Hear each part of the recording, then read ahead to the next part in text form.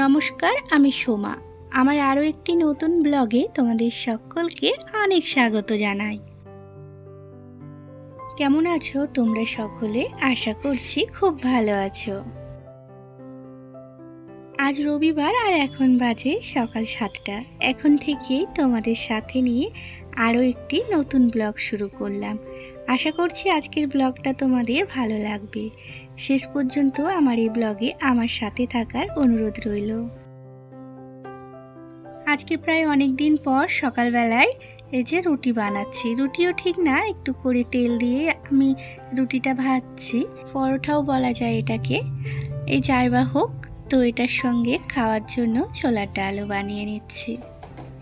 এই যে ছোলার ডালটা সেদ্ধও হয়ে গেছে, আর শুকনো লঙ্কা, তেজপাতা, একটু পাঁচফোড়ন দিয়ে নিয়েছি।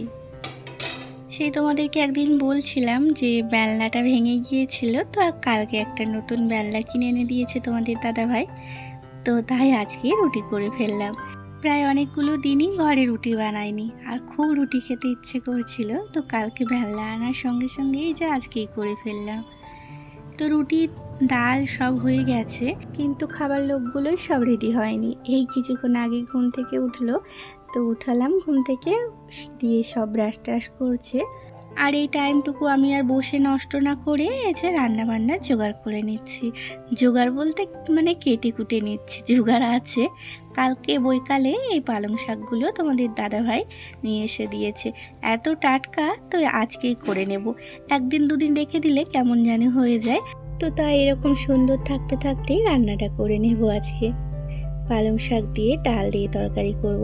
আর এদিকে না 12 মাসের পালং শাক, তো তাই এই গরমেও মানে পালং শাক পাওয়া যায়, তো তাও আবার মানে খুবই সস্তা।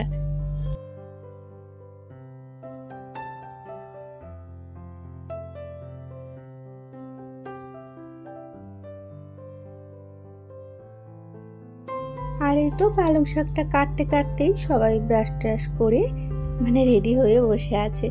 এবার খেতে দিয়ে দেব সবাইকে।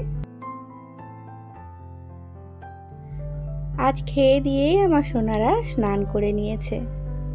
আমার একটু মনে ছিল না, তোদের ঠিক মনে আছে আজকে মাতৃদিবস, তো সেই কারণেই সকাল সকাল এই যে স্নান করেছে আর আমাকেও বিরক্ত করে মারছে। আমি সকালবেলায় ঘুম থেকে উঠে গাটা ধুয়ে ফ্রেশ হয়ে নিয়েছি। ভেবেছিলাম সেই দুপুরবেলায় আবার রান্না বান্না করে স্নান করব, তো মানে তা হবে না। ওদের এক্ষুনি আমাকে স্নান করে মানে শাড়ি পরতে হবে আজকে একটা, যেন আমাকে মা মা লাগে। নাইটি পরে নাকি মা মা লাগছে না। মাঝে মাঝে ওদের কথা শুনেও হাসি পায়, তো কি আর করবো ওদের কথা রাখতে। এই যে ঘরটার মুছে গিয়ে স্নান করে নেব। আজ নিজেও 2 সন্তানের মা, কিন্তু তাও আজকের দিনে মায়ের কথা খুব মনে পড়ছে। আজকের দিনে বলা ভুল, মাকে সবসময় মিস করি। 1 বছর হয়ে গেল মায়ের কাছে যাইনি, মানে ইচ্ছা থাকলেও আর কি নিরুপায়। তো দিন গুনছি, দেখি ভগবান কবে দিন দেয়। মা শব্দটা ছোট হলেও আমাদের প্রত্যেকের জীবনে, বড় থেকে ছোট প্রত্যেকের জীবনেই মায়ের মূল্য অনেকখানি। আজকের এই মাতৃদিবসে শুধু আমার মাকে নয়, পৃথিবীর সমস্ত মাকে জানাই মাতৃদিবসের শুভেচ্ছা।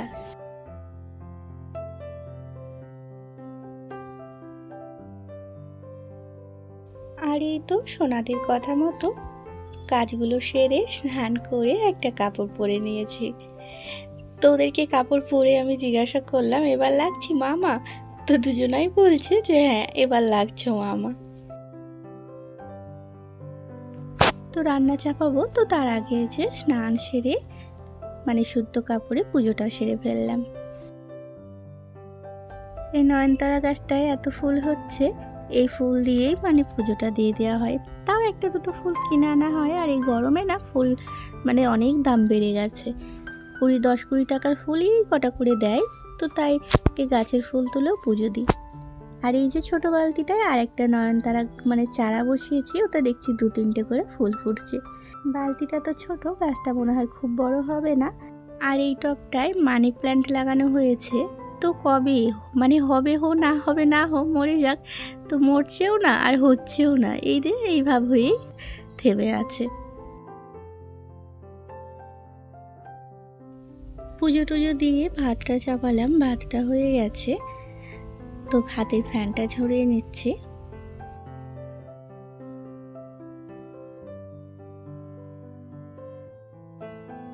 ভাতের ফ্যানটা ঝরিয়ে এই বাসনগুলো গুছিয়ে নেব। সকালে বাসনগুলো মাজা হয়েছে, সব জলখাবার খেয়ে জল ঝরে গেছে, ওজন্য আর হয়নি। তো দেখতে খুবই খারাপ লাগছে, পুরো কিচেন জুড়ে আছে। তো তাই আগে এগুলো গুছিয়ে তারপরে তরকারি করব।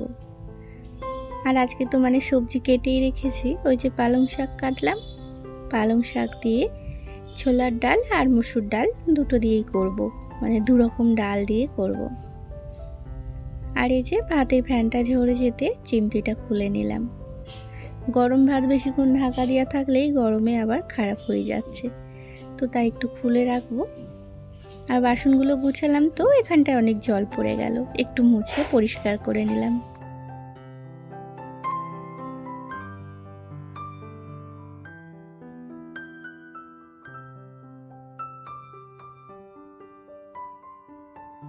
আর এই তো রান্নাটা বসিয়ে দিলাম। তো পেঁয়াজ একটু আদা রসুন ভেজে নিয়ে তারপরে পালং শাকগুলো দিয়ে দিলাম। আর ওইদিকে কুকারে ডাল আলু সব একসঙ্গে সেদ্ধ করে নিয়েছি। তো সব একসঙ্গে কষিয়েও রান্না করা যায়, কিন্তু এভাবে একটু শর্টকাট লাগে আর গ্যাসটা অনেকটা কম পড়ে। ডালটা সেদ্ধ হতে, এখানকার ডাল খুব একটা ভালো নয় গো, মানে কেমন ধারার সেদ্ধ হতে চায় না। আর এখানকার তো কোনো ডালই তুমি গোটা পাবে না। 100 টাকা করে কিলো নেয়, কিন্তু ওই 8খানা করে ডাল। তো 8খানা ডালগুলো খুব একটা সেদ্ধ হতে চায় না, তো তাই কুকারে করে নিতে হয়।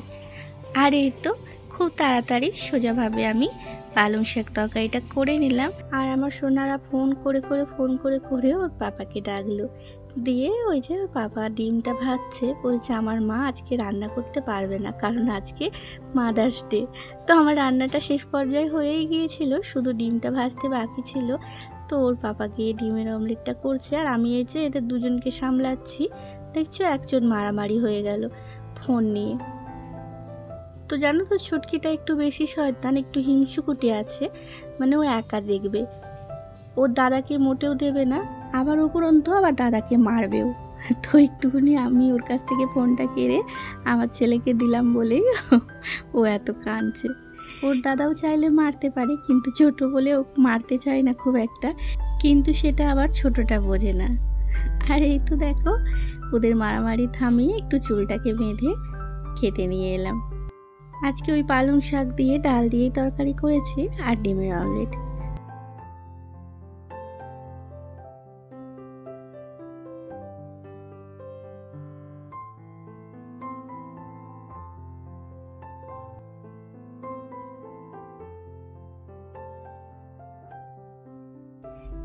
এখন সন্ধেবেলা, তো এই পাত্র সন্ধে টন্ধে দিয়ে একটু বসলাম।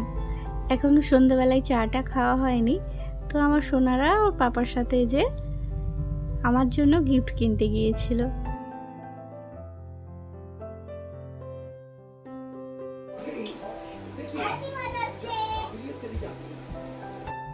তো দেখো কি কি গিফট নিয়ে এসেছে, যে একটা করে গোলাপ নিয়ে এসেছে, আবার আমার ছেলে একটা গোলাপ দিল আর একটা চকলেট।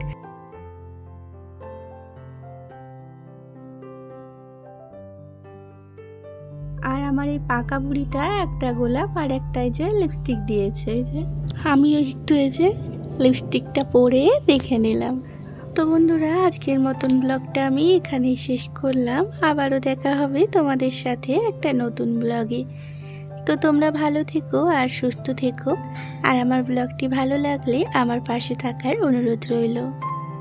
দেখা হবে।